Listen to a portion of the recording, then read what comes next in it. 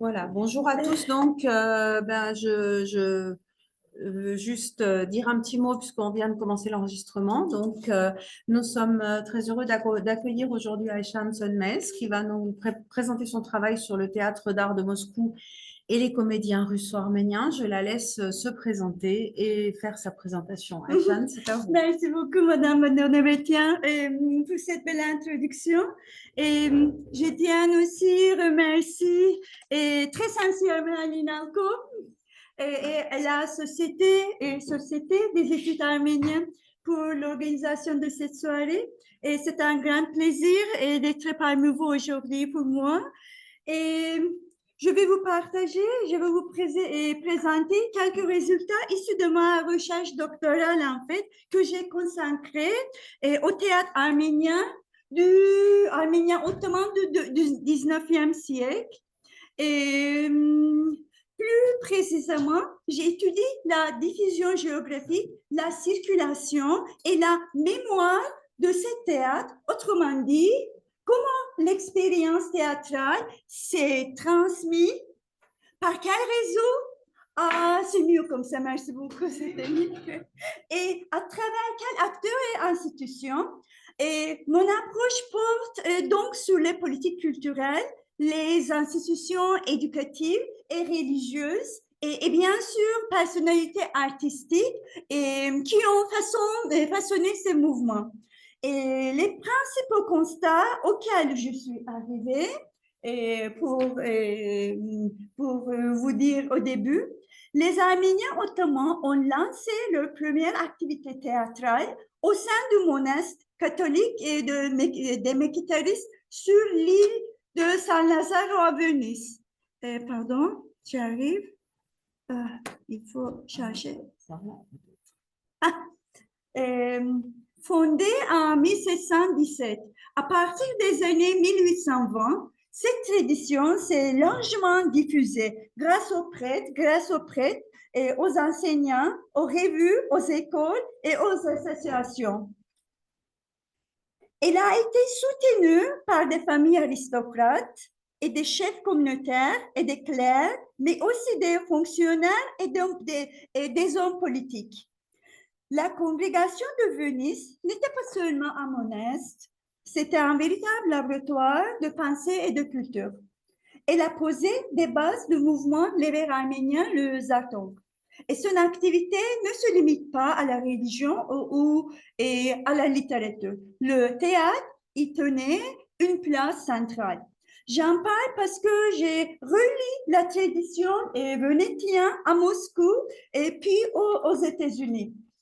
Chaque année, notamment lors des cérémonies de remise des diplômes ou des fêtes comme le Paragentan, on y jouait des pièces.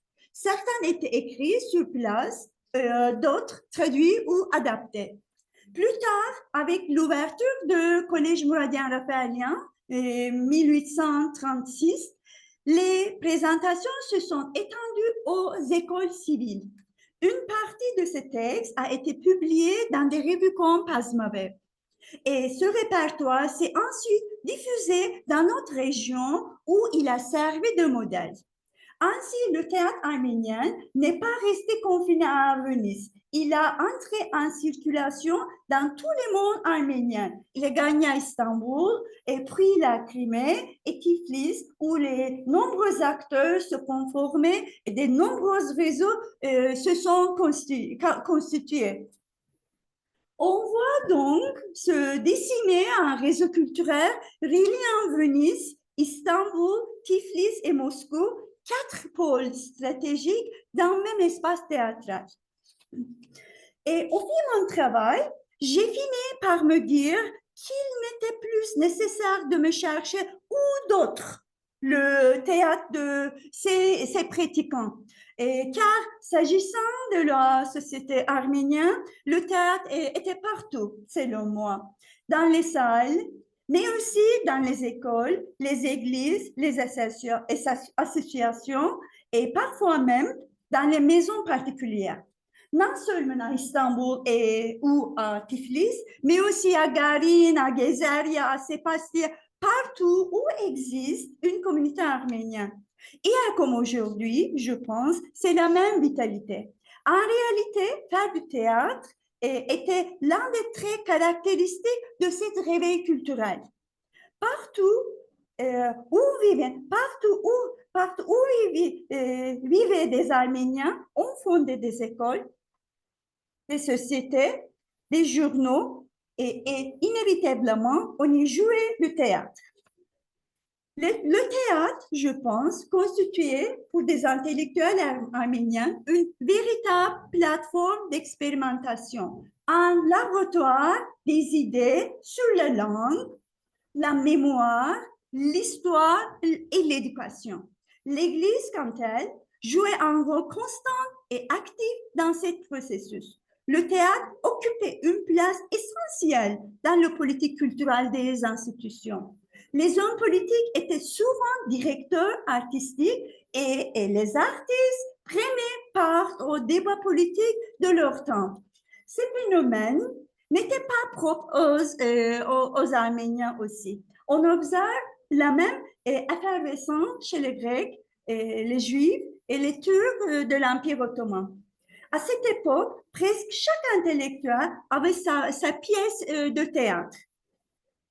Et après, au fil de mon travail, ma question a changé. Et je me suis demandé, puisque les Arméniens ont fait du théâtre partout, est-ce que ce théâtre a donné naissance à un avant-garde, théâtre avant-garde?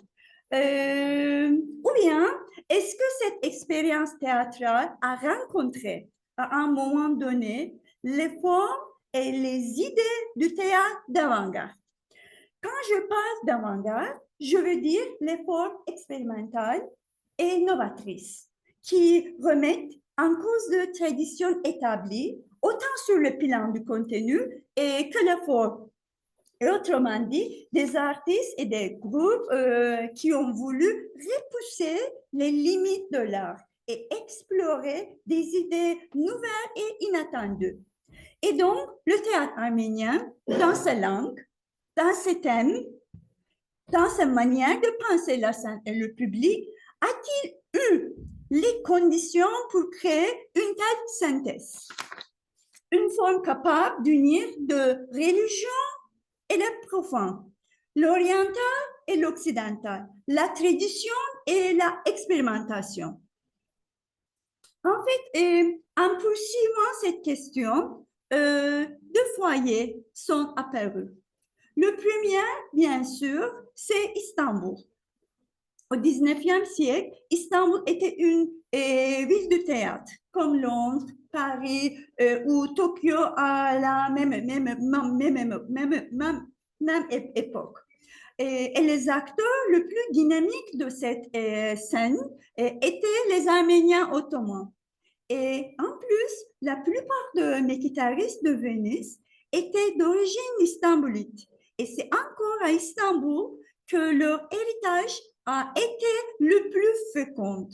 La ville offrait un potentiel extraordinaire pour une avant-garde, une diversité culturelle, linguistique et religieuse unique, des institutions solides, une tradition artistique durable et une scène d'une richesse exceptionnelle, selon moi. On y trouvait le théâtre européen, les formes ottomanes, le théâtre des hommes, des carageuses et conteurs médas, les récits bibliques, en fait, et les anciens, les courants, et toutes les religions, les traditions du Soufi, et l'histoire de communautés, de folklore anatolien, littérature populaire.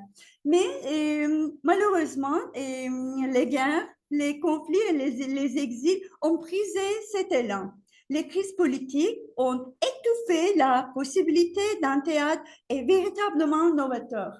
L'Empire, engagé dans des guerres successives, a vu sa vie culturelle s'appauvrir. L'avant-garde, selon moi, n'est donc pas née à Istanbul, mais à Moscou, je pense, au tout début du XXe siècle. Et Moscou a accueilli une génération d'artistes arméniens et donné naissance à une avant-garde théâtrale multiculturelle dans le même moment où naissait aussi le cinéma. On pourrait dire que Dikran Chouhadjian, ce grand compositeur, pardon.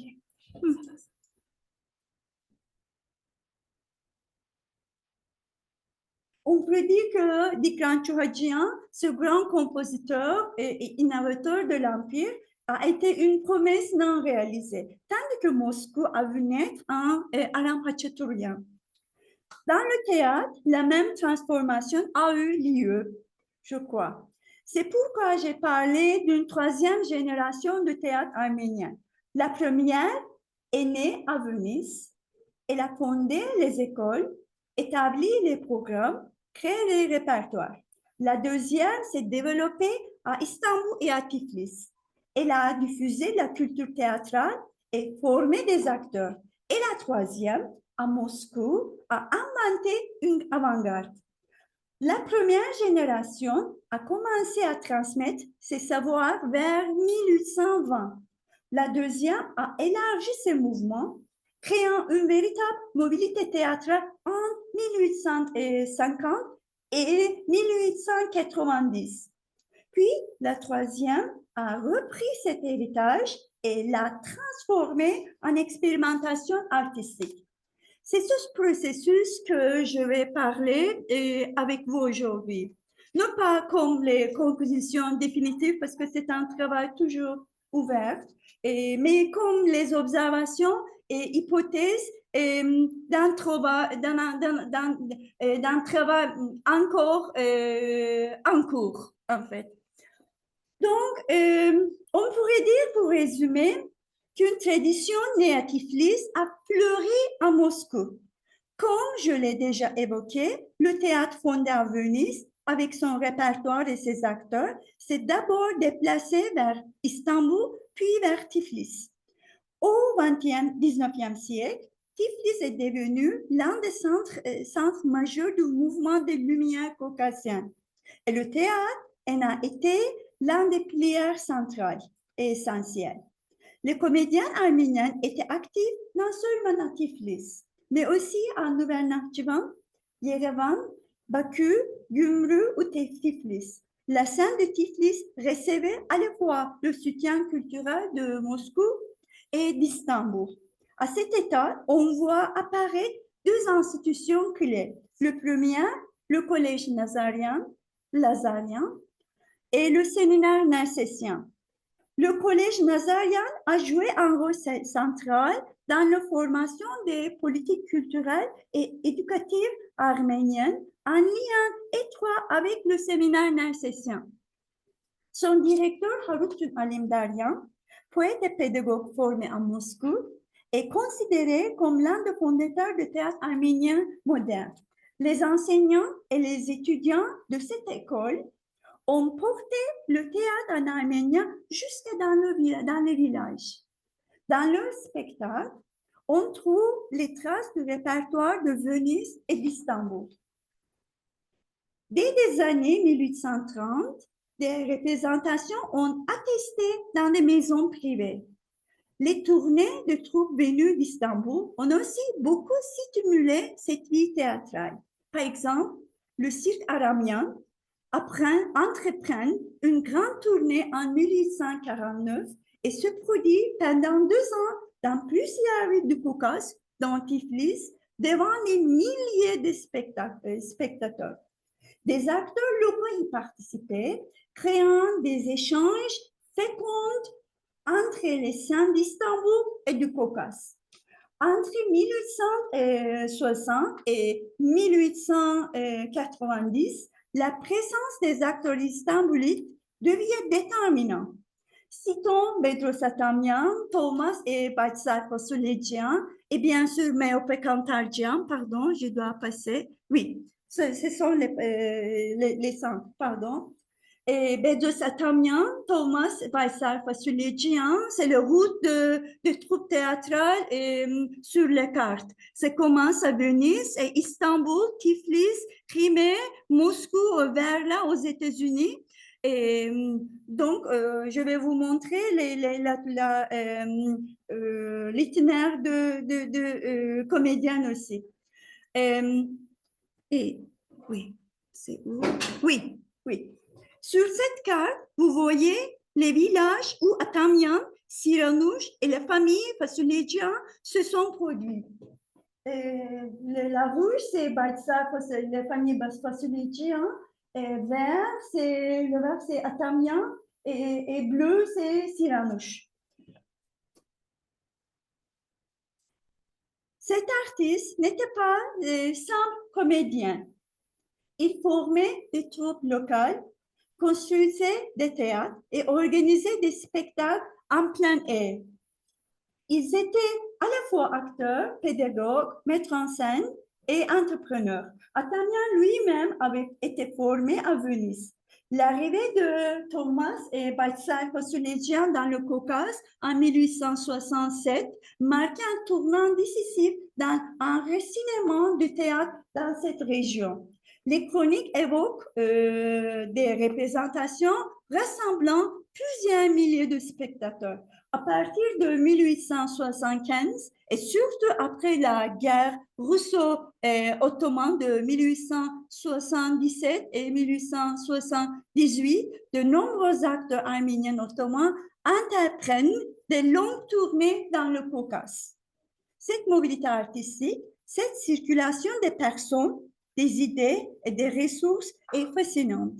La carte que je montrais ici illustre les itinéraires de 4 entre eux, mais j'en ai à identifier au moins une vingtaine qui suivent des parcours similaires.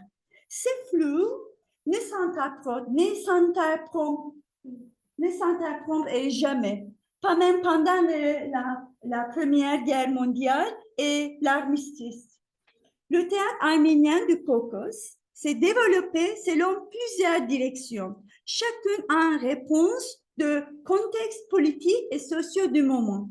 Première direction, selon moi,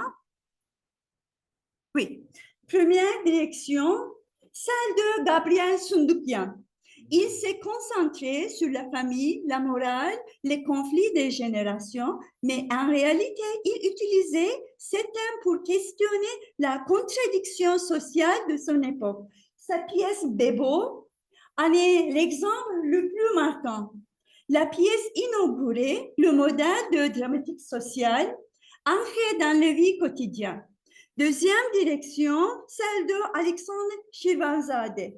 Ces œuvres mettent l'accent sur les consciences de classe, l'injustice et le travail. Il a ouvert la voie à un réalisme social presque pré-soviétique. Sundoukyan et Shirvanzadeh deviendront plus tard les figures fondatrices de ce qui deviendra en 1991 le théâtre national arménien. Troisième direction, celle de Levon Chant. Né à Istanbul et formé dans le Caucase, il a réinventé les notions de patriotisme, de mythologie et de morale. Dans un contexte où la religion et le nationalisme étaient peut-être réprimés, notamment après le décès des décrets impériaux de Polossémie 1836 et la confiscation des bien-être de l'Église de 1904, Chant a formulé un patriotisme laïque, symbolique et mythique qui a ensuite développé à Paris, Le Caire et Beyrouth. Quatrième direction, celle d'une forte tradition shakespearienne. Les comédiens arméniens ont monté des grandes productions de Shakespeare et se sont illustrés dans les longues tournées internationales. Et l'acteur istanbulite, Vahram Papazian, est la figure vraiment emblématique. Enfin, cinquième direction, celle de la jeune génération partie à Moscou, celle qui va véritablement donner naissance à l'avant-garde, selon moi. Ces étudiants étaient originaires du Caucase du Sud, formés à la fois par les écoles russes et par les traditions théâtrales arméniennes. Dès les années 1850, on écrivait et on jouait à Moscou des vaudevilles en dialecte arménien de Tiflis. En 1859, des pièces en arménien furent jouées à l'Université de Moscou et l'on constate qu'une grande partie des acteurs, compositeurs et scénographes qui se sont illustrés dans le théâtre moscovite avaient leur racine à Tiflis, Yerevan ou Baku.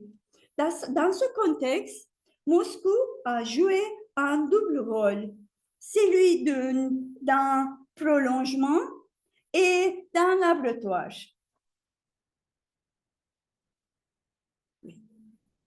D'un laboratoire. La tradition théâtrale arménienne s'est reconfigurée sur l'axe Tiflis et Moscou. Moscou n'était pas seulement une destination, mais un centre de transformation. Cette tradition est entrée dans une nouvelle phase là-bas. Cette évolution s'est cristallisée autour des deux institutions majeures, le Collège Lazarien ou l'Institut Lazarev des langues orientales et le Théâtre d'art de Moscou.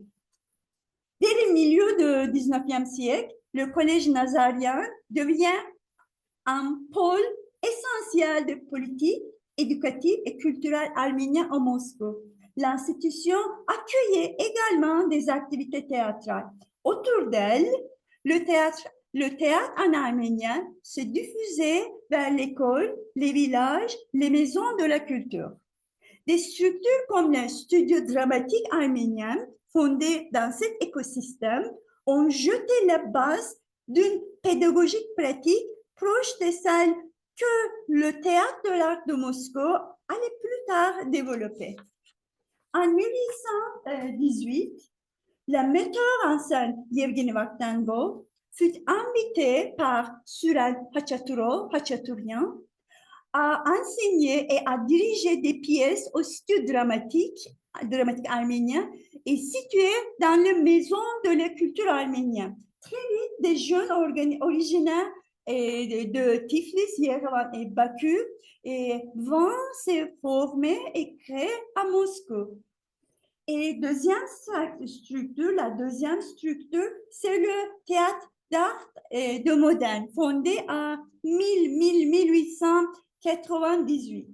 Après la révolution de 1905, il traverse une période de crise politique et il entre dans ce qu'on appelait l'époque des studios. Le théâtre crée plusieurs studios expérimentaux. La première, le deuxième, le troisième est un studio d'opéra, mais le plus connu, c'est le studio deuxième, qui deviennent les berceaux de l'avant-garde. Parmi leurs fondateurs et collaborateurs figurent plusieurs artistes d'origine caucasienne. Vladimir Nemirovich Danchenko, né à Özgüreli, origine arménienne, en Géorgie, qui transformait leur méthode en un véritable système pédagogique avec Konstantin Stanislavski qui fait ses études à l'Institut Lazarien. Et Yevgeny Vakhtangov, né à Vladikavkaz, qui a sur la route les acteurs, les comédiens istanbulites et origine arménienne, qui combine le réalisme psychologique de Stanislavski avec la stylisation et le théâtralisme, créant ainsi un nouveau langue scénique. De nombreux membres de théâtre d'art venaient du Caucase, ce qui nourrissait une pratique multiculturelle et multilingue. Il y a deux exemples. Ruben Mamoulian, oui, c'est avec les lunettes. Ruben Mamoulian, né à Tiflis, rejoint le second studio du théâtre sous la direction de Vaktango. Il accompagne la troupe lors de la tournée de 1923 et reste aux États-Unis où il devient un grand metteur en scène de Broadway et de Hollywood. Deuxième, Akim Tamirov, né à Bakou, suite à parcours semblable. Après la tournée de théâtre de l'art de Moscou en Amérique, il s'y est installé et a enseigné la méthode de Stanislavski et à de nombreux acteurs, dont Gary Cooper. Moscou, comme Istanbul, était une ville plurilingue et pluriculturelle. Le théâtre d'art est travaillé non seulement avec des jeunes Arméniens, mais aussi avec des artistes juifs. C'est ainsi que se formèrent des collaborations entre Arméniens, Russes et Juifs au sein du studio. L'un des plus importants était avec le groupe juif Habima. Comme beaucoup d'autres groupes expérimentaux, Habima chercha le contact de théâtre de l'art de Moscou. Son fondateur, Nahum Zemak, demandait à Stanislavski que ses acteurs soient formés à Moscou. Stanislavski confia cette tâche à Vaktango et il a accepté et leur collaboration devant un véritable laboratoire multilingue et multiculturel.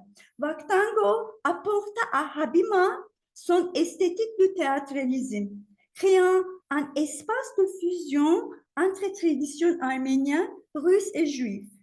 Les acteurs jouaient en yiddish, exploraient en langue scénique et entièrement nouveau.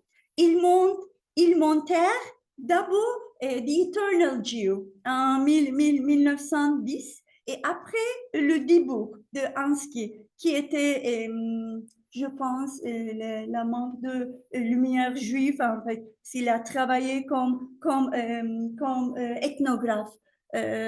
Chercher les mots, les mythes, les religieuses et culturels. Et la mise en scène de Vaktango, j'ai vu en expo, c'était vraiment extraordinaire. La mise en scène de Vaktango fit le tour en Europe de l'Est et puis fut joué à Paris et à Tel Aviv, à Palestine à cette époque. Mais en même temps, l'Europe du Sud, on peut voir les répertoires de Mkhitaryan, de Venise là-bas. Parce que dans le même temps, plusieurs répertoires en circulation au Europe du Sud. Par exemple, j'ai trouvé à chaque peine je pense, il y a plusieurs versions de ça. Les historiens du théâtre juif notent que Vaktango avait introduit dans ses spectacles des éléments venus de la tradition scénique arménienne.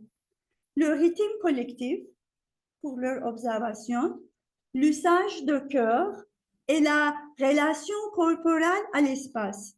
Et un mot, il avait apporté, ils sont dit, au théâtre juif une voix arménienne. Mais il y avait encore la crise politique.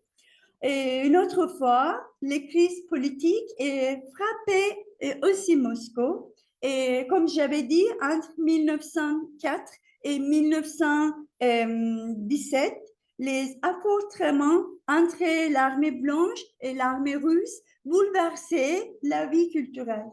Et le théâtre d'art dut se retirer de l'espace public et commencer les périodes de studio. Certains de ses membres quittaient la Russie dès 1905 et poursuivirent leur carrière en Europe et aux États-Unis. Ce qui reste et continuer le travail. Et ce qui importe ici, c'est que le théâtre fut protégé par Lénine lui-même, selon moi. Stanislavski et Danchenko acceptaient de collaborer avec Commissariat du peuple à l'éducation dirigé par, à cette époque, Anatoly Lunacharsky, créé en 1917, mais refusait de transformer leur théâtre en instrument de propagande. Et grâce à cette position subtile, le théâtre conserva son autonomie artistique jusqu'à la mort de Lénine en 1924. Et en 1921 et 1922, la troupe entreprit une grande tournée en Europe à cause de la crise politique. À Berlin, à Paris, à Prague, et puis aux États-Unis en 1923. Et avec eux, le savoir théâtral se déplaça. Et en fait, c'est ici que je vais voir un parallèle fascinant entre Moscou et Istanbul. Le soutien de Lénine au théâtre me rappelle celui du sultan Abdülmecid à la scène ottomane. Tous deux ont offert un espace de liberté, fragile, temporaire, à des formes artistiques nouvelles. À Istanbul, malgré l'opposition conservatrice, Abdülmecid protégera le théâtre Naum de Pera, où l'on jouait des opéras et des pièces dans toutes les langues de l'Empire. Et c'est là qu'eut lieu des représentations de théâtre arménien professionnel et les Arméniens Tadron. Cet espace permit à la communauté arménienne de rencontrer un public plus large dans un véritable cadre intercommunautaire. De même, à Moscou, le théâtre art resta un laboratoire multilingue, à l'abri pour un temps des pressions politiques. Mais dans les deux cas, la continuité fut brisée. La mort de Lénine, les règnes de l'Abdulaziz et puis d'Abdülhamid II, et plus tard les bouleversements politiques en Turquie et en Russie ont mis fin à ces moments d'ouverture. Et chaque fois, cependant, selon moi, le savoir et les artistes se déplacent. Le flux ne s'arrête pas. Il change de territoire. Le théâtre expérimental de Moscou, comme celui d'Istanbul, à demi-siècle plus tôt, a dû migrer vers l'Europe, l'Amérique et le Caucase. Avec lui, les méthodes de Stanislavski et le théâtralisme de Vaktango ont pénétré à la fois le théâtre américain, qui sont très, très célèbres, groupe théâtre et acteurs studio, et le théâtre hébraïque et yiddish via le troupe Abima. Et la conclusion, en fait, ma recherche se poursuit encore, donc c'est pas fini, c'est pas carré, mes arguments n'est pas carré, mais ce que je vois déjà, c'est l'ampleur et la complexité de ces patrimoines théâtraux transnationaux et bien transimpérial. Le théâtre a servi des mémoires mobiles, de lieux de circulation entre villes, communautés, langues et imaginaires. Cette tradition itinérante relie Venise, Istanbul, la Crimée, Tiflis, Moscou et tous les lieux où cette culture s'est transplantée. Et les étudiants et en les étudiant ensemble, nous découvrons, selon moi, une autre cartographie culturelle de l'Empire ottoman et de l'Empire russe et de la Turquie, de l'Arménie, Caucase du Sud, partout. Donc, selon moi, au lieu de fragmenter ces histoires selon les nations, il faut le penser comme, j'ai une analogie, constellation née d'une même inspiration, celle de les Lumières, et c'est pour moi l'un des objectifs de ce travail qui m'a motivée, rétablir les liens, bâtir des fonds entre sociétés et réconcilier la recherche avec le mémoire pluriel, le plus important du passé. Et c'est tout. Oui, je vous remercie infiniment de votre attention.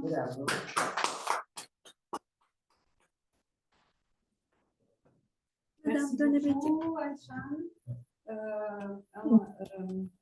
C'était une promenade très stimulante à travers cette tradition du théâtre arménien. Donc, est-ce qu'il y a des questions claires? Alors, je vais voir peut-être si on a besoin d'un petit ajustement du son, parce que je pense qu'on devrait faire sortir le son par le...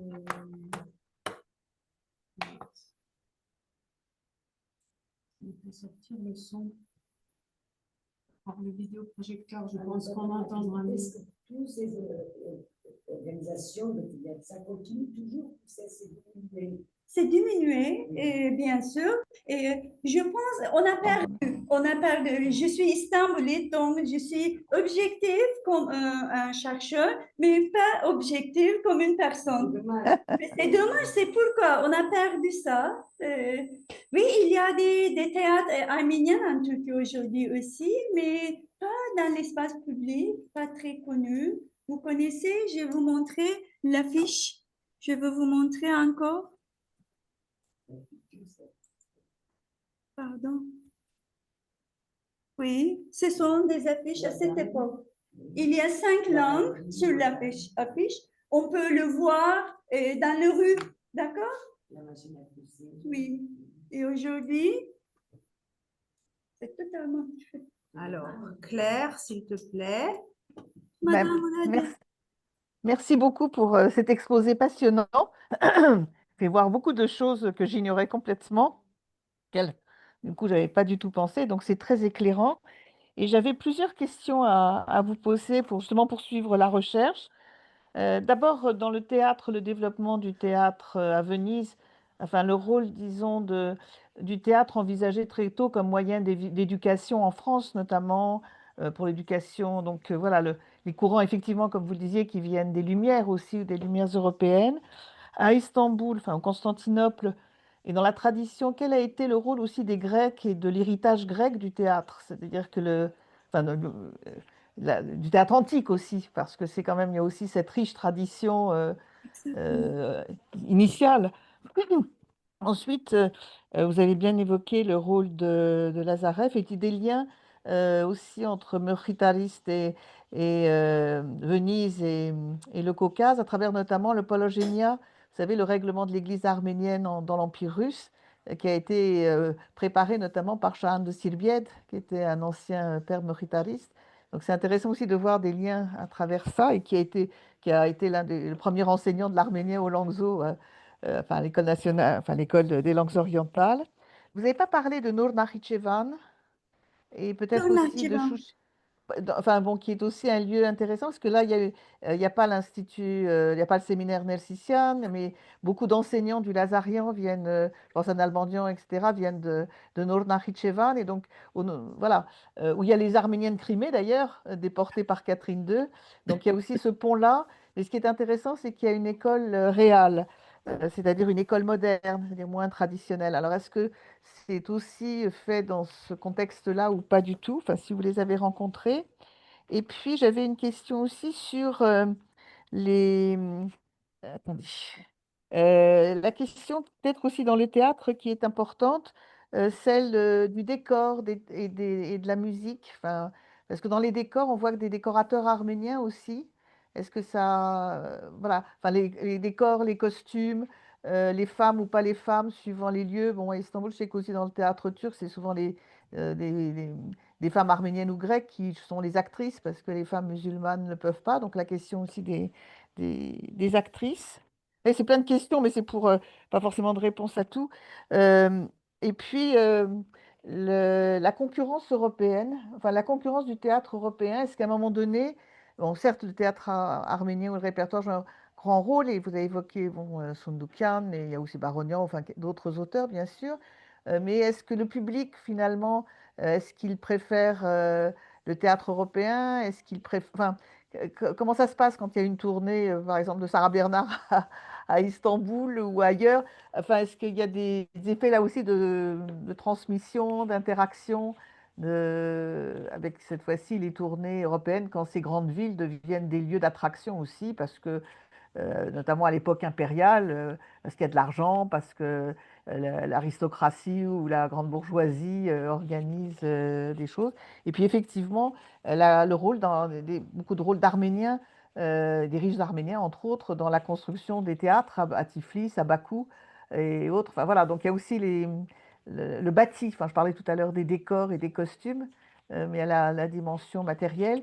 Et puis pour la dernière partie, les tournées que vous évoquez, il y a une partie, alors surtout à l'époque soviétique, alors Silonine, je ne suis pas sûre qu'il protège vraiment, mais il voit comme un instrument au moment de comme pour le comité d'aide à l'Arménie ou le comité d'aide aux affamés de Russie, c'est que ça reste quand même un instrument de propagande pour montrer que là, à l'époque de la NEP notamment, pour montrer que, voilà, pour faire du soft power, comme on dirait aujourd'hui, et montrer, voilà, diffuser l'influence soviétique. Et puis bon, j'ai été très intéressée aussi par ces contacts aussi avec la culture juive, les acteurs ou les metteurs en scène ou autres juifs. Et je pensais aussi au début du cinéma avec les premiers films ethnographiques juifs russes. Je pense à Alexandre Arcatov, on cherche désespérément le film sur le génocide en 1915, qui est cité dans sa cinématographie, mais qui a fait aussi un film à partir d'une pièce de théâtre, Le chagrin de Sarah. Donc il y a aussi, vous évoquiez très bien, voilà, ces interférences ensuite avec le cinéma. Voilà, enfin, voilà, c'était des multiples questions, pas forcément de réponses surtout, mais c'était vraiment passionnant. Oui, en fait, j'ai appris beaucoup de choses, Madame Mouradia. Merci beaucoup. Oui, merci beaucoup. Bien noté. Et je vais regarder un peu, encore en fait, pour toutes les interprétations, pour tous les commentaires. Et c'est où il faut commencer? Je regarde pas les designers, les costume makers, pas encore, pas encore. Mais ma thèse, c'était sur, j'ai interprété le théâtre comme vous avez dit, et soft power de plusieurs choses. Et à cette époque de la lumière, la modernité et la religion, tout, la mode de vie. Et à Istanbul, c'est féminisme et aussi c'est laïcité. Au Caucase, c'est la socialisme et aussi bien plusieurs. Il y avait beaucoup de représentations de cette époque. Mais il faut le regarder. Je regardais une période d'un siècle. C'est assez large. Donc, il y a beaucoup de choses. Donc, je dois me concentrer pour apprendre mieux et les décors, les costumes et les fonds. Et c'est l'un de ces topics, en fait. Je dois travailler sur ça. Et par rapport le théâtre grec, c'était dans le Balkan. Dans le Balkan, c'est passionnant pour moi aussi. Pour moi, il y a deux centres de plaques tournantes. Le premier, c'est Moscou et deuxième, c'est Balkan, autour de Edirne. Parce que c'est un endroit vraiment, vraiment très expérimental. Mais en fait, il le fait théâtre dans plusieurs langues en espace public. C'est très, très important. Je pense jusqu'à la deuxième constitution. J'ai commencé à le regarder en détail autour de Edirne et les collaborations avec le groupe grec et les Arméniens. Azni Kratcha, par exemple, il a joué avec un troupe juif en Balkan, à Edirne. Je l'ai trouvé très récemment. Donc, il y a vraiment une interculturalité, je crois, et en Balkan. Et je vais le regarder, en fait. Et nous avons largement bien noté. Et oui, je vais regarder le film. Il est sur Internet, Arcatov, Le chagrin de Sarah. Il s'est considéré comme le premier film ethnique dans l'Empire russe, donc à partir enfin, ethnique juif hein, dans l'empire juif. Arkatov, Alexandre Arkatov. Bon, je pourrais correspondre et vous envoyer comment dire, Et le nom. Madame Radia, j'ai interprété la position des Arméniens en Russie, à Moscou. Euh, et j'ai l'impression que le lien au Caucase, surtout la religion et le nationalisme, a coupé. Je suis pas sûre parce qu'en fait, C'est et on le vrai? voit, en fait, pendant l'époque impériale, en Oui, raison du numerus clausus imposé aux Juifs dans la zone de résidence, beaucoup vont au Caucase. On en trouve par exemple au séminaire Nersissian. Il y a aussi les Juifs du Caucase eux-mêmes, hein, en Géorgie, moins en Arménie parce que c'est pas tellement leur zone, mais à Bakou ou ailleurs. Et il y a aussi disons, ils viennent à Tiflis, par exemple, ils peuvent fréquenter le séminaire Nersissian. Et donc, alors, il y a à la fois les juifs locaux, mais il y a ceux qui viennent de la zone de résidence. Et il y a plus d'interactions qu'on n'imagine parce que le Caucase, en fait, leur est plus ouvert que les écoles en Russie, enfin, ou euh, dans les zones, disons, où ils sont mis à des numerus clausus. Il y a des caricatures de Khatabala, d'ailleurs, sur la question du numerus clausus. Donc, et puis on voit que beaucoup de leaders arméniens, enfin d'élites arméniennes, du fait des relations intellectuelles ou autres, ont des femmes juives hein, de Russie. Enfin, il y a pas mal de mariages mixtes. Donc il y a plus de liens, alors peut-être pas avec les ultra-religieux, mais dans les périodes plus ouvertes. Bon, il y a des enseignants, comme vous le savez, arméniens dans les écoles de l'Alliance israélite ou des élèves, enfin voilà, d'Istanbul ou ailleurs. Donc il y a plus de liens, justement. Les frontières ne sont pas si étanches que ça entre les communautés, comme on le présente souvent. Voilà, ils se retrouvent aussi dans la vie pratique hein, et dans les relations. Enfin, ça veut pas dire que c'est tout. Voilà, on s'adore toujours, mais enfin, en tous les cas, il y a plus de liens qu'on l'imagine. Et je pensais au décor, c'est juste avant d'oublier, puis je cède la parole parce que je ne vais pas monopoliser. Je pensais à Yakoulov, vous savez, ce peintre arménien d'avant-garde qui a fait notamment les décors du Café Pétorès et des décors des ballets russes, qui est un peu oublié, donc qui est originaire de Tiflis. Hein, dont il y a des œuvres aussi au Musée d'Art moderne de Paris. Il y a une association des amis de Yakoulov. Donc c'est pour ça que je pensais aussi à la dimension vous voyez, matérielle, c'est-à-dire soit les lieux, les établissements, enfin les théâtres même, soit donc justement ces dimensions-là qui peuvent peut-être être intéressantes aussi à explorer pour vous. Enfin, je ne sais pas. exactement, exactement. Merci pour ça. Merci pour ça. Et, Moi, Je coupe mon micro. j'avais une Ouais. question aussi, si tu me permets, Aïchan. Oui. La même question, en fait, avait émergé quand tu avais communiqué à la Société des études arméniennes, pardon, à la JE de juin. Est-ce que tu pourrais un peu plus nous expliquer comment tu travailles? Je ne comprends pas très bien, en fait, ta méthodologie ou ton corpus. Comment est-ce que tu arrives à établir, en fait, ces cartes et ces trajectoires? Quel est ton corpus exact?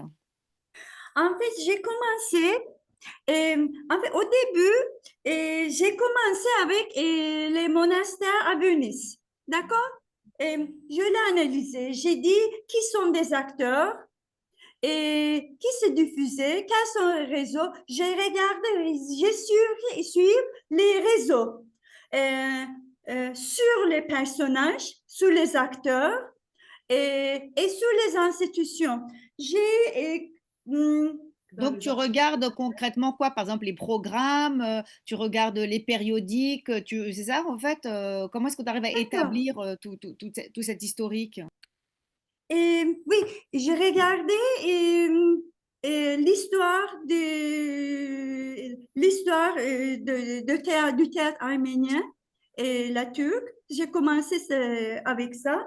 Et après, j'ai regardé les périodiques en arménien, je l'utilisais. Et j'ai regardé les périodiques en turc ottoman. Je connais bien turc ottoman aussi.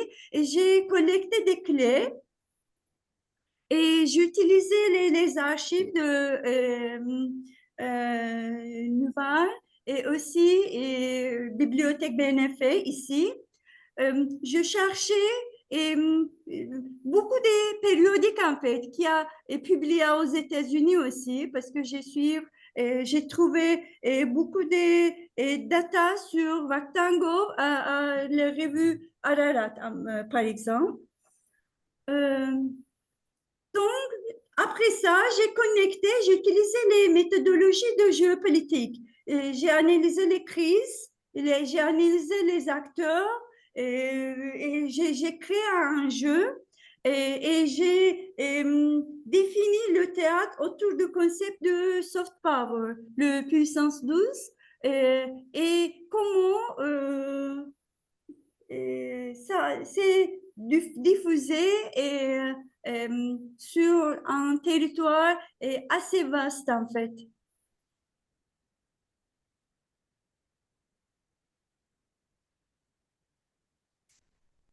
Ça va, Anouche, tu es satisfaite? Oui, oui, bah, du coup, en fait, ce que je voulais savoir, c'est qu'est-ce qu'après tu analyses est-ce que tu analyses par exemple la réception en fait de ce théâtre ou c'est uniquement par exemple tu regardes, je sais pas, à quelle date ils se produisent, le programme par exemple, c'est ça que tu regardes ou tu vas aussi utiliser, je sais pas, des données plus qualitatives, des comptes rendus de ces pièces?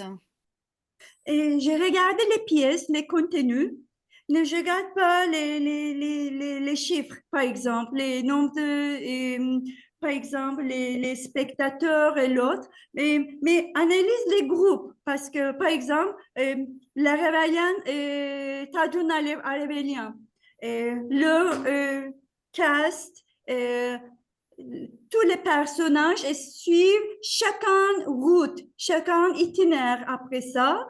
Et j'ai regardé les périodiques, les données pour leur présentation et spectacle. C'est comme ça, je n'ai pas regardé les chiffres, par exemple, nombre de spectateurs, et où je ne regarde pas les décors, les bâtiments.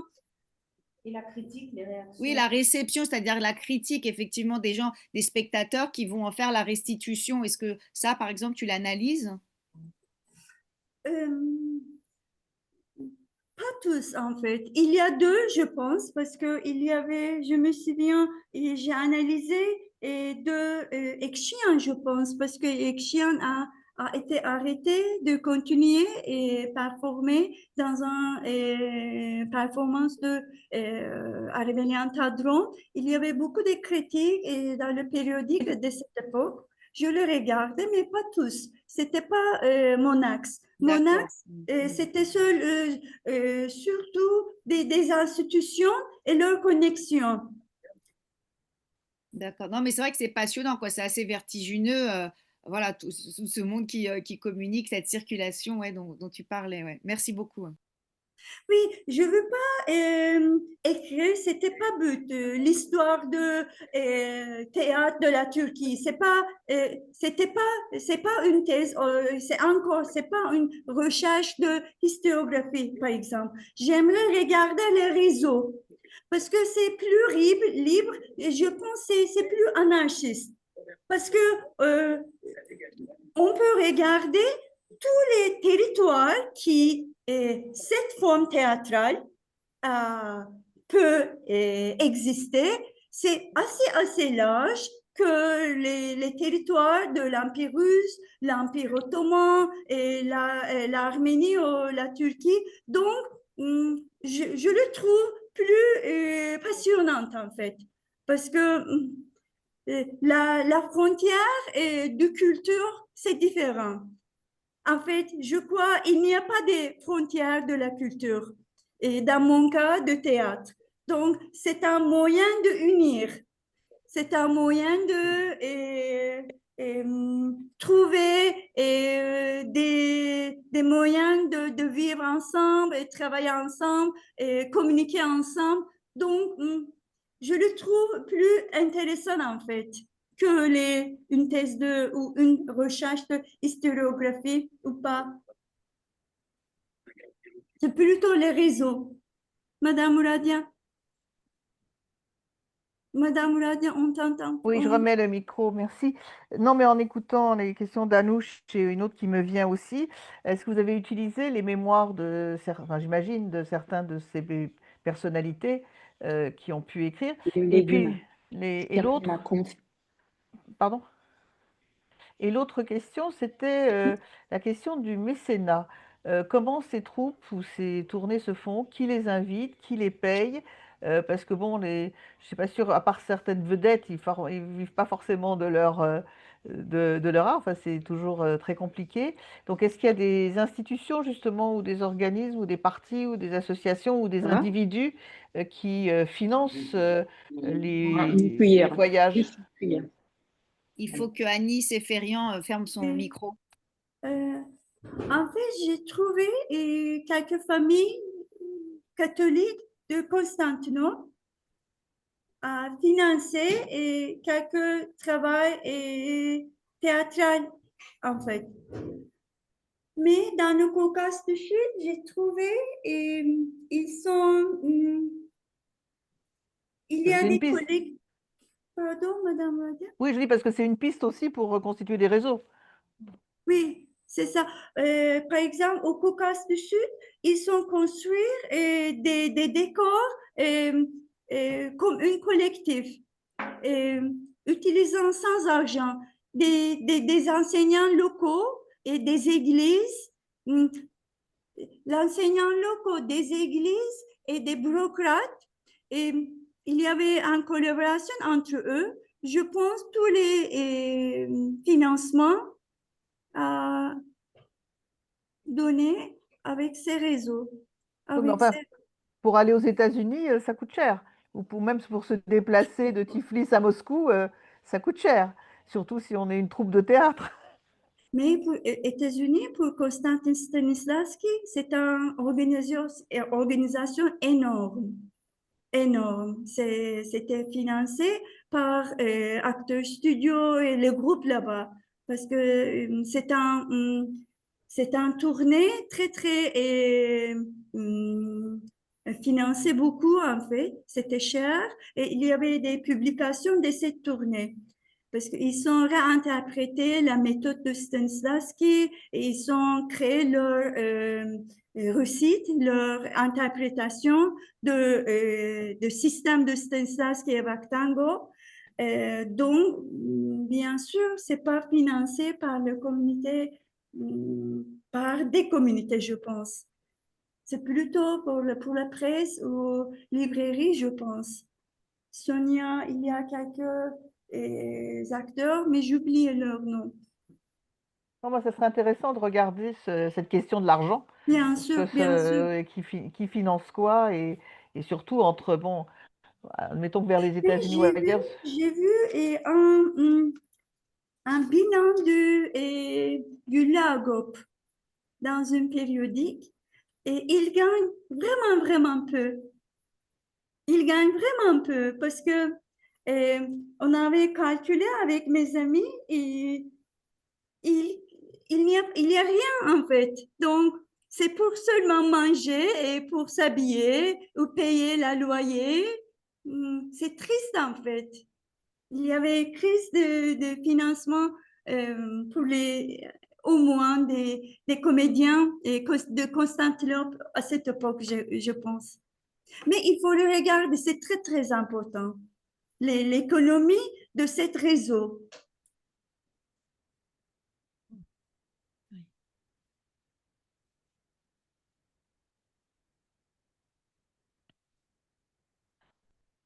Il y a d'autres questions?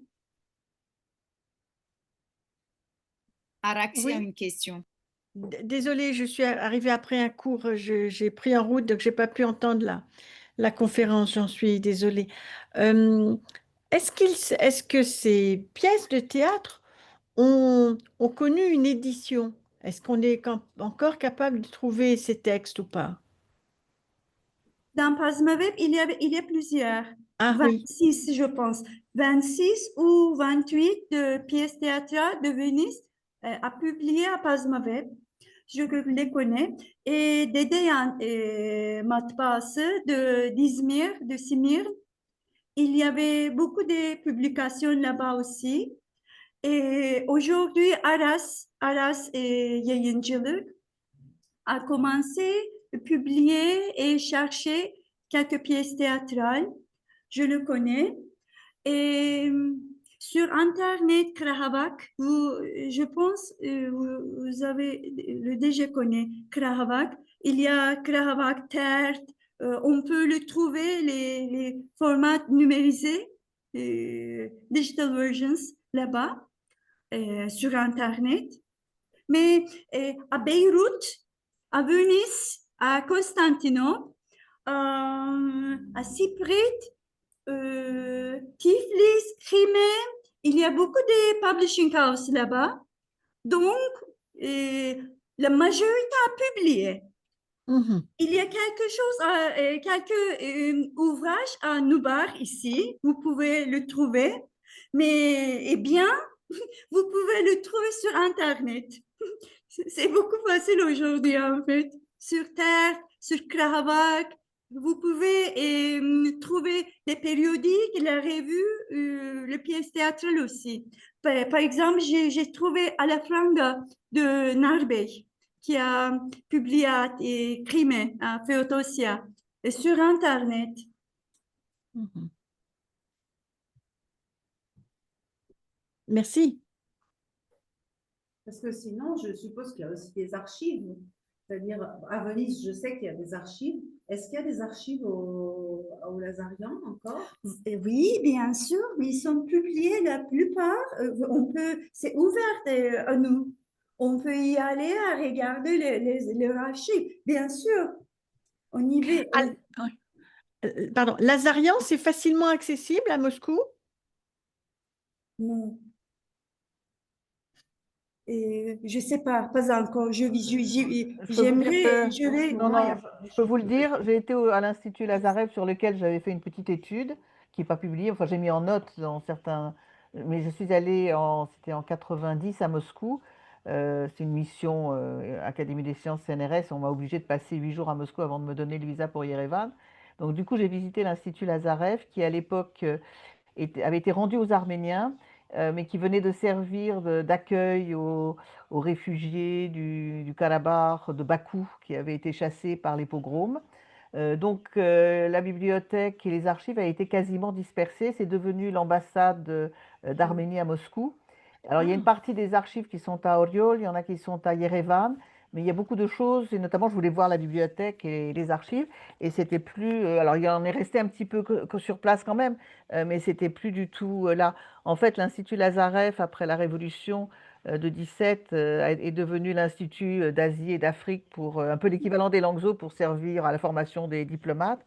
Et alors, il y a des archives aussi à Oriol, mais il y a plus tellement il y a pas tellement de choses, donc il faut pas tellement compter là-dessus. Non, la question aussi que je me demandais, est-ce qu'il y a eu au début du XXe siècle et au début de la période soviétique du théâtre qui a été filmé? Voilà, c'est ça.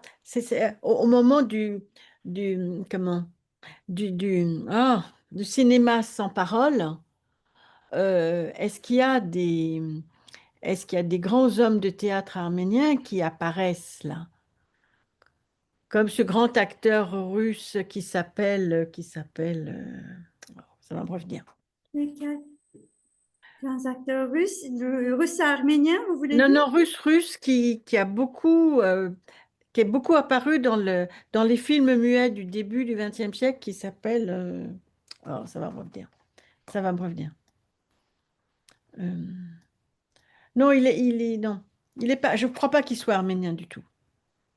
Mais est-ce qu'il y a des acteurs arméniens, voilà, qui jouent dans des films muets au début du XXe siècle? Ah, bien sûr. Je crois, oui, bien sûr. J'ai pas recherché Oui, et oui. dans mon milieu, oui, bien sûr, bien sûr. Enfin, il y a Shahratuni qui est un acteur en France notamment, qui est Ah, bah oui, qui est jusque pendant la période du muet, qui a joué notamment le rôle d'Antranik, mais qui joue les rôles d'orientaux, etc. Enfin, qui est un acteur connu des années 20 en France. Il est exilé en France. qui est connu, qui est connu. Il a eu une Oui, oui, petite, oui, oui, oui. oui, tout à fait. Mais non, mais je me demandais si à l'époque soviétique ou même à enfin Istanbul, ou à Tiflis ou ailleurs, on a aussi filmé des pièces de théâtre pour pouvoir les voir comment c'était joué, enfin simplement filmé pour ensuite diffuser éventuellement dans les villages ou autres. Enfin, je ne sais pas, c'était une question de... Oui, j'ai seulement connu Bahram Papazian. Il y avait plusieurs films il a joué à Ouais, ouais. Istanbul, entre l'Istanbul et Tiflis. Je le connais, de Bahram Papazian, mais il faut le regarder. Mais je pensais surtout à des pièces elles-mêmes, pas seulement les acteurs. Mais est-ce qu'une pièce, par exemple, Beppo, par exemple, a été filmée?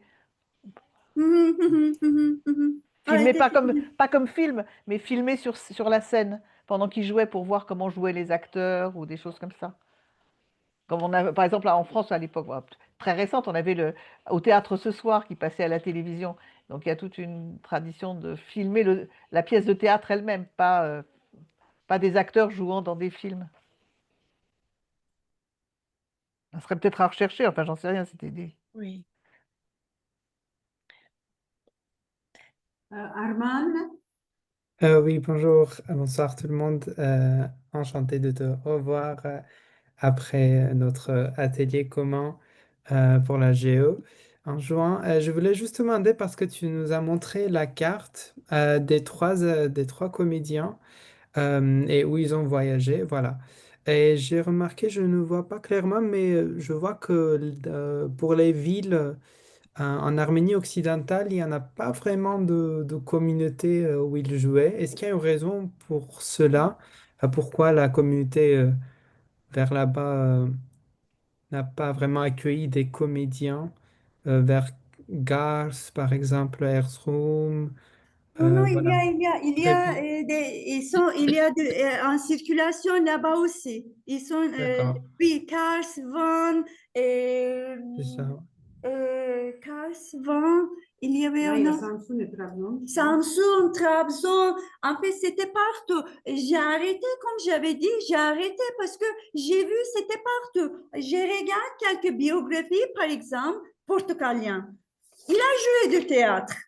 Et il a joué du théâtre. Donc, j'ai dit, c'est bizarre de chercher, c'est où il pratique le théâtre. C'était partout, il faut l'accepter. C'était partout.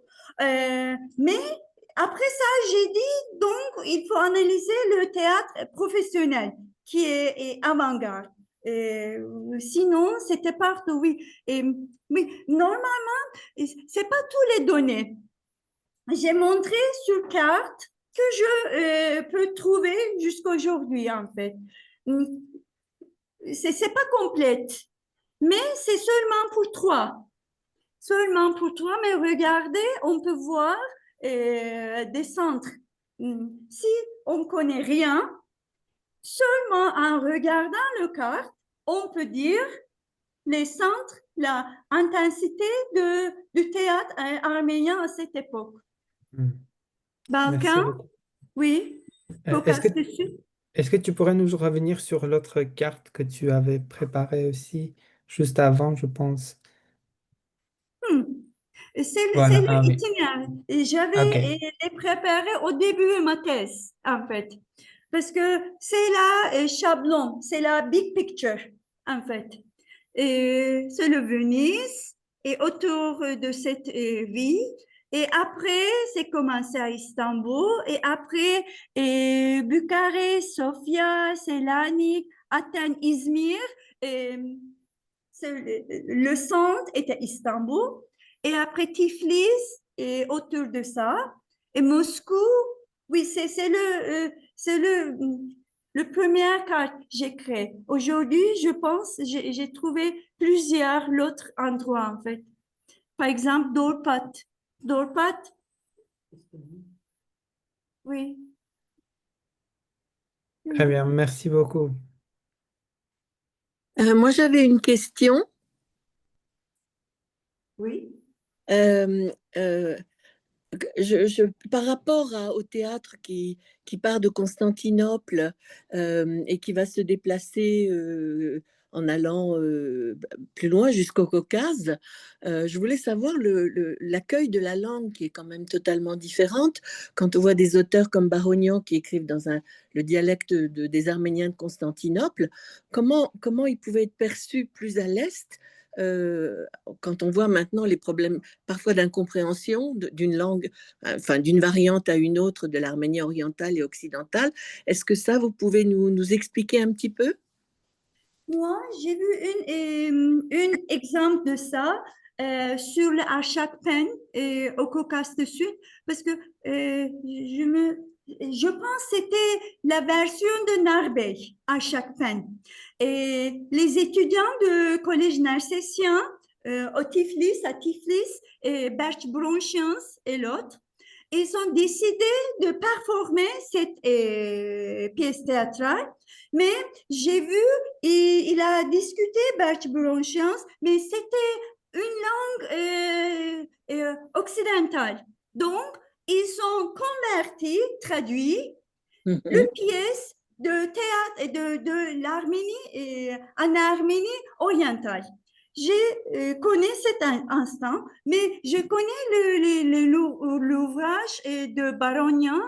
J'ai vu aucun problème de langue parce que ces pièces a joué à Moscou aussi, et par exemple Mezzabativ Muratskaner aussi, et avec une interprétation totalement différente dans le régime soviétique. Et normalement, c'est créé à Istanbul, à Constantinople. Mais oui, j'ai vu aucun problème en fait, mais j'ai un seul exemple en fait. Autour de Arshakpen, de Berç Bronchians et Narbey. Merci beaucoup, merci. Mais peut-être, Madame Mouradian, vous pouvez l'interpréter plus, les différences. Non, je ne sais pas du tout s'il y a des tellement.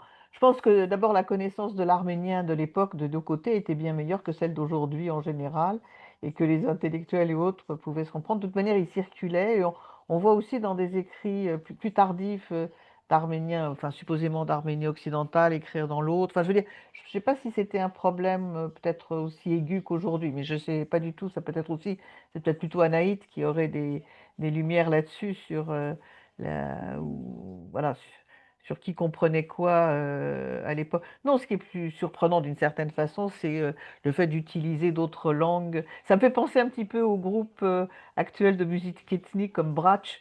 Brach, par exemple, Dan Garibian, il peut chanter aussi bien en yiddish, en grec, en arménien, en russe. Et bon, les gens étaient aussi peut-être plus multilingues ou moins. Voilà, il y avait les langues de l'époque. Il y a peut-être aussi du théâtre en. Ils pouvaient aussi sans doute le faire en turc ou autre. Enfin, je veux dire. Enfin, moi, la question de Vartushka est tout à fait légitime, mais j'ai l'impression que c'était peut-être pas autant un problème de. Enfin bon, j'en sais rien. Je dis c'est plutôt les. En fait, c'était très intéressant pour moi de trouver des mots turcs dans les pièces de Venise. Dondurmacı, c'est dondurmacı, Bah, şekerci, bah, turşucu. Ils utilisent le mot turc bah, en texte arménien ils sont un petit et peu de là-bas ils quand même. combinent les deux. Par exemple, vakitchika, et ils utilisent les deux. Vakit, c'est vakit, c'est un turc en fait. C'est Vakitchika, il utilise les deux, par exemple. C'est très, très intéressant. Et Mais les pères oui, Mauritari sont de l'Empire ottoman principalement. oui, Donc bien sûr. c'est pas très étonnant. Bah, c'est comme Oui, aujourd'hui, on peut utiliser, même quand on sait très bien l'arménien, on compte pas, on peut utiliser, suivant le cas, des mots de français, d'arabe, de russe. Enfin, disons, il y a les mots de la langue courante qui passent, qu'on utilise plus facilement. en fait, dans mon cas, il y a beaucoup de sujets. Il faut travailler en détail. Donc, c'est une siècle et plus d'une siècle. Donc, j'ai choisi quelques endroits pour regarder en plus détail.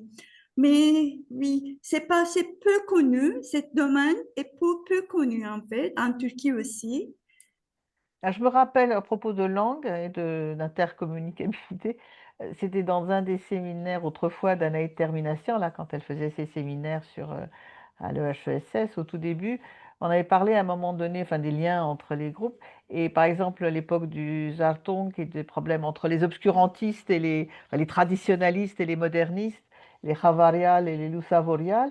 Et il paraît que les Juifs d'Istanbul utilisaient le même terme, enfin empruntaient de l'arménien pour opposer voilà, les anciens et les modernes, en quelque sorte, hein, les tradis et la jeune génération. Et donc les mots parfois qui ont un sens passent voilà, comme ça parce qu'ils sont d'usage. Mais bon, mais voilà, je suis pas sûre que. Et on voit aussi, moi je l'ai vu à travers les enseignants et quand j'avais travaillé sur Aska Kraganantes, et donc la biographie de certains des auteurs d'Aska Kraganantes, la revue ethnographique, on voit qu'ils enseignent, que les enseignants aussi circulent. Ils ne sont pas forcément attachés à une école, ils peuvent peut-être avoir été formés à Constantinople et aller enseigner à Tiflis ou vice-versa. Et donc il y a aussi une circulation des éducateurs. Et donc du coup, bah, ils utilisent, j'imagine, chacun la langue dans laquelle ils sont le plus à l'aise, mais bien ils mélangent. Enfin, je sais, voilà, mais c'est vrai que c'est une question intéressante. Je pense que c'est peut-être plus difficile dans les zones où on ne parle que le dialecte, parce mais quand l'éducation se diffuse, je sais pas. Moi, j'avais une autre question, excusez-moi, Ouais, je t'as change raison. de sujet, mais et je sais, Hicham, que tu veux dire que c'était pas exactement ton travail, mais du coup, sur ces questions, etc., qui était du coup le public? Est-ce que tu as fait un travail sur le public? Hmm, je le connais, oui, je le connais. Et Est-ce pour que ce les pièces, public, est-ce que ce public, il circulait? Est-ce que c'était des profils semblables selon les communautés? Voilà. Est-ce que c'était des érudits? Est-ce que tu peux nous en toucher un mot? pour la rébellion Tadron, c'est plutôt la communauté arménienne, c'est sûr, parce que c'est un Arménien. Tous les performances, toutes les pièces, et à jouer un Arménien. Donc, les sociétés, les spectateurs sont plutôt les Arméniens. Mais à cette époque, il y a des musulmans de l'autre communauté qui connaissent, qui comprennent, et arméniens aussi. Donc, il y a des autres spectateurs parmi eux. Donc, c'est mélangé, mais majorité communauté arménienne, on se connaît parce qu'il y a quelques témoignages qui a dit, après les oppressions de sultan sur le théâtre arménien, les communautés arrêtent de venir de notre spectacle performance. Donc, on comprend que, oui, c'est le problème entre les communautés de le troupe. Et pour le théâtre de Gedikpaşa Tiyatrosu, Théâtre Osmani de Hagop Bartavyan, de Güllü Agop, c'est un théâtre qui a commencé deux langues, la turque et l'arménie, mais la population s'était mélangé. Mais après ça, la Quand tu Turque dis commence mélanger, ça veut dire ethniquement ou culturellement mélanger, c'est ça que tu entends? les deux, ethniquement et culturellement. Ok, c'est pas socialement. Socialement aussi, parce que Güllü Agop a établi Gedikpaşa à l'autre côté d'Istanbul, c'est pas à Pera. Pera c'était un endroit élitiste, mais Gedikpaşa, c'est l'autre côté. C'est le musulman. euh, oui, on ne peut pas dire moins culture, mais c'est un endroit qui est nouveau de théâtre, en fait. Donc, c'est culturellement et ethniquement était différent et mélangé. D'accord. Et au Caucase du Sud, c'est très, très intéressant parce que j'avais lu les témoignages de Backbronchians. Ils ont dit, ils ont performé dans le village arménien et ils ont insisté le peuple pour venir au théâtre et ils ont organisé une salle de théâtre et divisé le théâtre parmi les femmes et les hommes. C'est Harim Selam de la Turquie. À cette époque, il le fait au Caucase, aux quelques villages et dans le Caucase du Sud. C'était très intéressant. mais c'était mélange aussi parce qu'il y avait des témoignages de Antu qui vivent au Caucase du Sud qui a dit c'est très important d'avoir la langue arménienne ici, donc c'est un plaisir. C'est un plaisir de regarder la même pièce ensemble avec des Arméniens, avec des Turcs, avec des musulmans. C'est un, comment dire, c'est une nouveauté pour ici, pour nous. Donc, c'est mélangé aussi. Et je me souviens de ces trois anecdotes, Anouche. C'est intéressant ce que tu dis là pour cette anecdote, que finalement, du coup, si ils remarquent qu'ils sont mélangés, ça veut dire que c'est peut-être pas si commun. Oui, exactement, oui. Ils sont créés, et surtout les Bert Bronchans américains, ou j'oublie le troisième, parce que j'ai le nommé les trilogies de Tiflis, je me dis comme ça, dans mes thèses. Ils ont créé une tradition dans les villes, très très petites villes, qui ne connaissent pas, selon leur témoignage, le théâtre moderne. Hmm. Et qu'est-ce qui se passe avec l'arrivée du cinéma? La concurrence, parce que ça arrive voilà, à la fin, au début du XXe siècle, hein, à Tiflis ou ailleurs, même les premiers films. Donc il y a des films sur le catholicos Bahrimian, je crois. Enfin, il y a vraiment un début du film dans la région, à Tiflis notamment. Est-ce qu'on préfère ce média-là ou est-ce qu'on continue enfin, voilà, la concurrence cette fois-ci, pas seulement avec le théâtre européen ou fait par des Européens, pour pour les élites, mais la concurrence du cinéma qui est un média plus facile en plus. Oui, on peut parler le théâtre très intensivement avant le cinéma parce que c'est un seul moyen de divertissement dans l'espace public. Et il y a beaucoup c'était très fort à cette époque, mais avec le cinéma, mon interprétation, c'est qu'il a perdu de pouvoir, le théâtre. Donc, mais l'autre, je ne connais pas encore. Mais j'aimerais bien apprendre et analyser, travailler sur ça. Mais dans ce jour, j'aimerais euh, j'aimerais travailler sur Moscou et Balkan.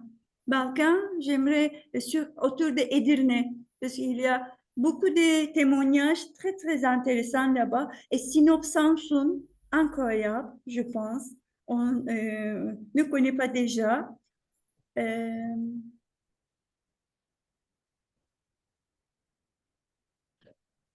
Je voulais juste te dire que si l'accès aux archives en Russie, enfin, ou l'accès, en ce moment, aller à Moscou, c'est un peu compliqué, mais, ou à Kiev ou ailleurs, mais bon, il y a des choses peut-être aussi à voir dans les bibliothèques, bon, dans les pays baltes, parler de Dorpat, parce que c'était l'une des universités de langue allemande où beaucoup d'intellectuels arméniens se sont formés.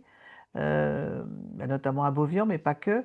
Et puis peut-être aussi, en Russie, on a beaucoup numérisé de périodiques, d'archives, de livres, et pas qu'en russe. Donc voilà, vous pouvez aussi retrouver des éléments. Regardez sur le site du CERSEC, hein, mon labo. Il y a des ressources archivistiques un petit peu partout, donc relatives à la région, justement les sources premières, avec des liens suivant les sujets et tout. Et vous pouvez retrouver des pistes pour pouvoir explorer, explorer les fonds d'archives enfin, voilà, plus facilement en raison des difficultés actuelles de voyage. Donc sur le site du CERSEC, il y a toutes les ressources archivistiques online. Enfin, c'est alimenté régulièrement avec ce qu'elle trouve de toute la zone, quoi. Il y a un théâtre de Vakhtangov à Moscou, en fait. Et j'ai un lien finalement avec eux. C'est important aussi. Au moins, il y a quelques questions dans ma tête. Donc, il faut créer le réseau. Merci beaucoup pour ça. Je vais regarder. Sarsec.